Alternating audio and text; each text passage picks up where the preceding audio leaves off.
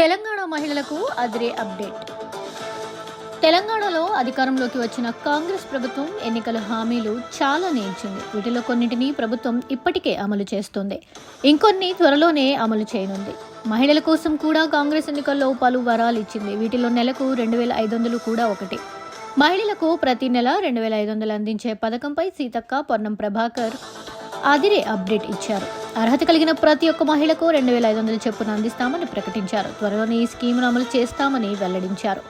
అంతేకాకుండా పలు అంశాలకు సంబంధించిన అప్డేట్ కూడా లభించింది. మహిళలకు 2,500 స్కీమ్కు సంబంధించి ఇప్పటికే మార్గదర్శకాలు సిద్ధమయ్యాయి. త్వరలోనే ఈ పథకాన్ని అమలు చేస్తామని కూడా ప్రకటించారు. ఈ హామీపై మంత్రి పొన్నం ప్రభాకర్ కూడా కీలక ప్రకటన చేశారు. రాష్ట్రంలో తెల్ల రేషన్ కార్డు ఉన్న ప్రతి మహిళ ఖాతాల్లో నెల నెల 2,500 జమ కానున్నాయని మంత్రి పొన్నం ప్రభాకర్ స్పష్టం చేశారు. మహిళలకు ఆర్థిక సాయం విషయంలో తమ ప్రభుత్వం ఆచితూచి వ్యవహరిస్తోందన్న పొన్నం స్పష్టం చేశారు.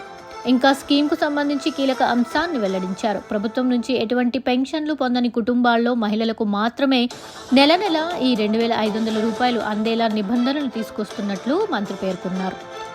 అంతేకాకుండా ఈ పథకాన్ని జూలై నుంచి ప్రారంభించబోతున్నట్లు తెలుస్తోంది. అతి త్వరలోనే దీనిపై అధికారిక ప్రకటన రానుంది. కాగా కాంగ్రెస్ ప్రభుత్వం తీసుకొచ్చిన ఉచిత బస్ ప్రయాణం సూపర్ సక్సెస్ అని చెప్పుకోవచ్చు.